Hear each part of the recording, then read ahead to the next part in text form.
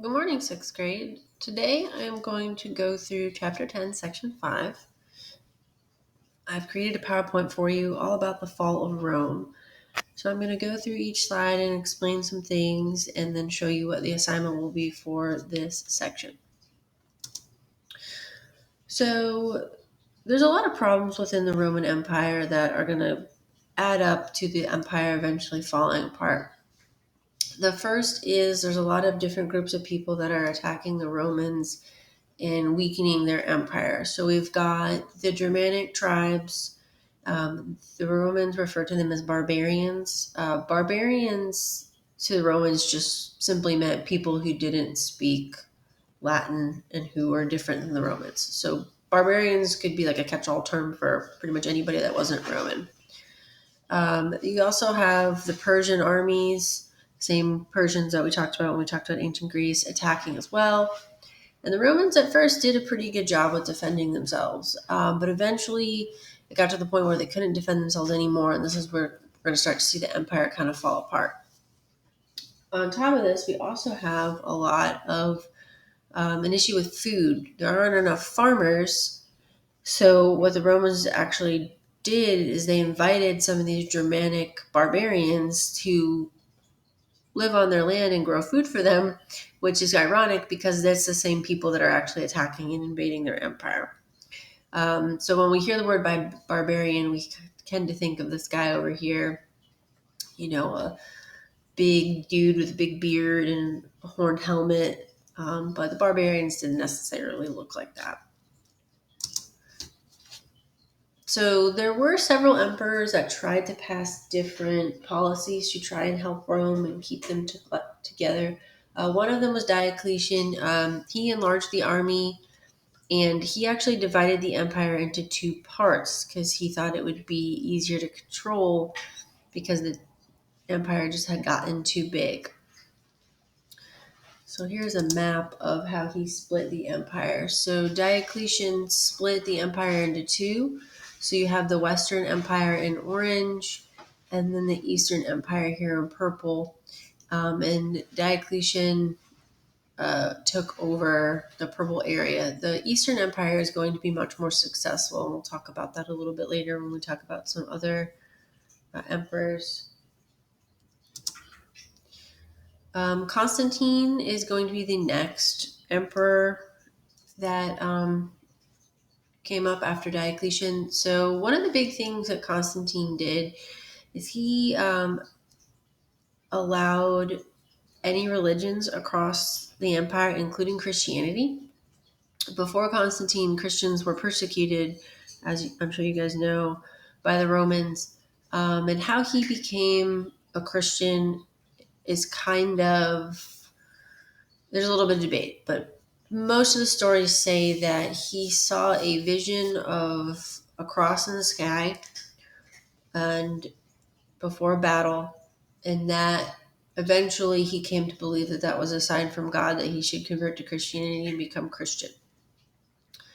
So Constantine made a lot of changes to the empire to try and make the empire better, but he also eventually made Christianity the official religion of Rome and did a lot of work to strengthen the Christian church. One of the big changes that Constantine's going to make to the empire is he actually moved the capital to Byzantium, and then he renamed the capital after himself. He renamed it Constantinople. Okay, and Constantinople is actually going to become very successful. Part of why it's really successful is its location.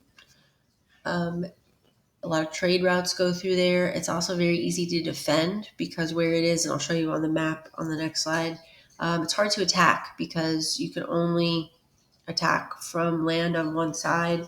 The rest of it's surrounded by water. And this is really going to help Constantinople become powerful and grow. They actually end up becoming like the more dominant of the two sides in the Roman Empire. So you can see Constantinople's over here. So there's a strait that separates these two pieces of land. So it's easy to defend because really someone can only attack from here, or they have to attack by water and you would be able to see them coming. Also, ships travel through this area. So you get a lot of trade. So it's a very good location for a capital. Okay, so the empire is weakening. The Romans are trying to save it. They split it into two, and then we have a lot more barbarian groups attacking, and eventually Rome just can't defend themselves anymore. So one group that is invading is a group called the Huns. So the Huns come from Central Asia, and they actually came through Europe and then eventually attacked Rome. Attila the Hun is probably the most famous of the Huns. This is a painting of him there. And because the Huns are coming through Europe, they're pushing other groups of people into Rome as well. So another group that's getting pushed into Rome is the group called the Goths. And they didn't originally set out to attack Rome, but because they're basically getting forced out by the Huns, now they're being forced into the Roman Empire. So Rome is just having a lot of problems with all these different groups of people trying to attack them. One of the things that they did to try and kind of settle things down is actually paid the Goths to leave them alone. But eventually they ran out of money and couldn't pay them anymore. And then the Goths attacked and destroyed Rome in 410 AD. So here is a map from your book that kind of shows you these different groups that are sort of being pushed around and invading the Roman Empire. So we have the Huns coming in from Asia. And you can see they push other groups of people in. So we've got the Visigoths is another way of saying the Goths. So the Huns are coming in, they're pushing out the Vandals are then pushing the Goths, and you can see that all these groups of people are moving around, and unfortunately they're all being pushed around and moving around right through the Roman Empire. Okay, you can see Constantinople over here though, kind of really not being affected by it too much. Okay, here's another, this is a famous painting of the Goths attacking Rome. So you can see they've got people down here attacking, and then there's their army and people trying to escape. All very dramatic. So, why did Rome eventually fall apart? Well, there's a few reasons. First one being their rulers. There was a lot of corruption going on in the last part of the Roman Empire. The government was just not running very well. Also, the leadership was just not being very responsible. They were threatening people, taking bribes, not putting money where it should have been put. Also, the Romans ended up having to create a mercenary army. So a mercenary, for those of you that don't know, is a person who basically is a soldier for hire. So they'll work for anybody that's paying them. And Rome eventually gets to the point where they have to start basically buying people to come into their army, which wouldn't be an issue except when you can't pay them anymore, guess what? They're not going to be loyal to you. They're going to go find somebody else that can pay them. So that's a problem that the Romans ran into, is that the mercenaries eventually just weren't loyal to them, especially when the Romans started running out of money. Probably the biggest reason why the empire fell apart is its size. It was just too big to govern.